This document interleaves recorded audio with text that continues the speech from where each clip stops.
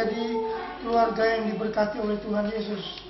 Dan sebabnya di dalam poin-poin tadi kita dalam sharing sudah dijelaskan bahwa kita harus mengetahui, menyadari makna kita ada dalam keluarga. Banyak orang tidak menghargai ini, sehingga banyak kita melihat keluarga-keluarga hancur berantakan. Ya, jadi kita lihat bahwa harus kita sadari kita adalah terbentuk, terikat dalam satu keluarga, sebuah keluarga. Ya, kemudian keluarga kita itu ada impiannya, ada tujuannya. Ya, dan keluarga itu punya jenis kayak gimana keluarga yang kita punya sekarang ini. Ya, ada keluarga yang amburadul, ada keluarga yang harmonis.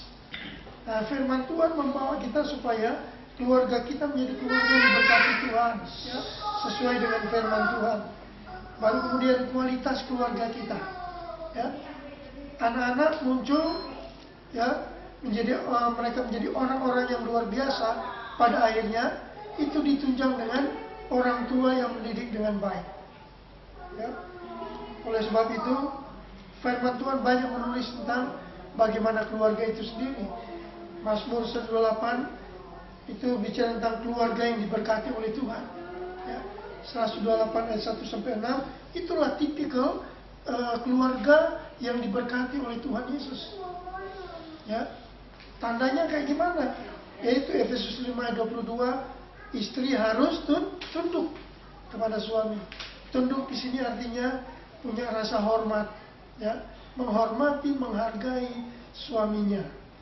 Baru kemudian Efesus 5:25, suami harus mengasihi keluarganya.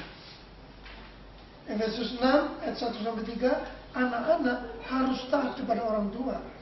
Karena itulah sumber berkatnya dan harus demikianlah sikap atau tindakan pada anak-anak yang diberkati Tuhan. Ya. Kolose pasal 3:12, orang tua jangan menyakiti hati anak-anak.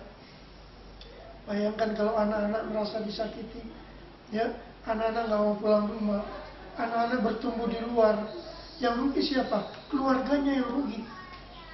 Dan saya percaya kalau orang tua punya firman, maka dia akan menjaga supaya keluarganya, anak-anaknya, istri, suami diberkati oleh Tuhan Yesus. Maka kita melihat dalam Yesaya 58 ayat 11 sampai 12 itu gambaran ini loh, keluarga, kendala-kendala yang terjadi dalam keluarga yang menghalangi berkat atas keluarga kita. Ya, yang pertama situ dipakai kata dituntun. Kenapa dituntun? Karena buta, nggak bisa melihat apa-apa, harus dituntun. Ya, sekarang kan banyak juga orang dalam keluarga itu buta, nggak suami, nggak istri, buta. Ya, ada suami-suami yang lupa pulang rumah. Ya, kenapa? Buta, harus dituntun baru nyampe ke rumah. Ini berbahaya. Nah, kita punya firman Tuhan, Tuhan menuntun kita supaya nggak buta lagi.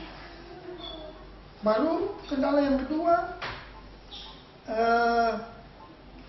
ayat dalam Yesaya dikatakan, dipuaskan hatimu di tanah yang kering. Ya, kata drought ini kering, kekeringan. Ya, maka dalam terjemahan NIV dipakai kata tanah yang hangus, gosong. Ya, nah kadang kita mengalami seperti ini, kering. Ya, dalam keluarga kering.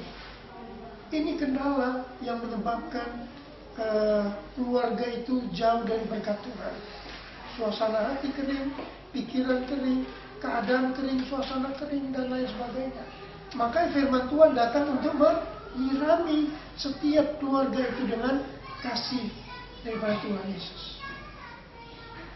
Maka itu berkata dipuaskan hatimu, ya, walaupun dalam tanah yang kering tadi. Lalu yang ketiga kendalanya adalah lemah.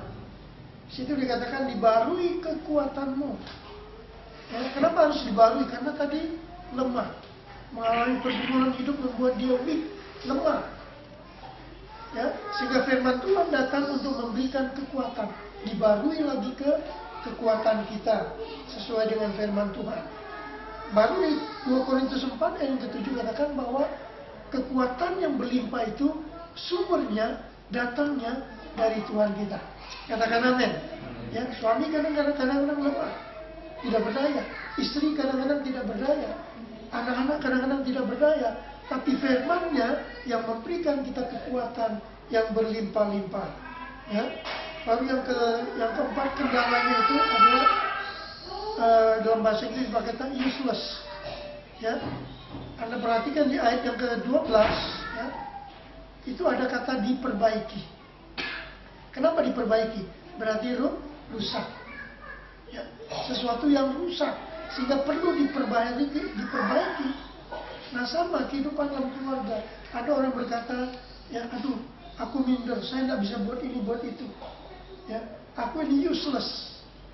Suami kah, istri kah, anak-anak, sehingga tidak mengalami berkat Tuhan dalam kehidupan keluarga.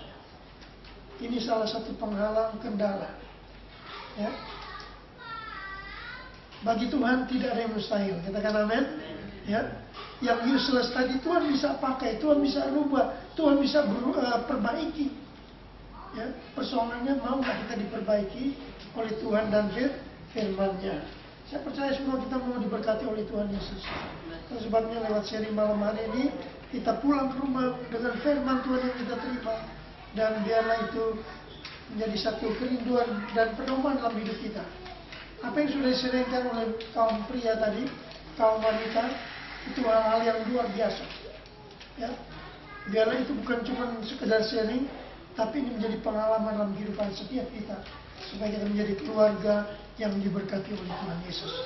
Ya, Tuhan kita memberkati kita semuanya. Kita akan bangkit berdiri bersama-sama. Kita akan berdoa dan kita akan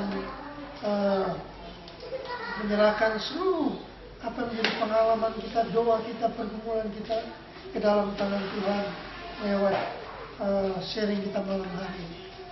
Kita bangkit berdiri bersama-sama.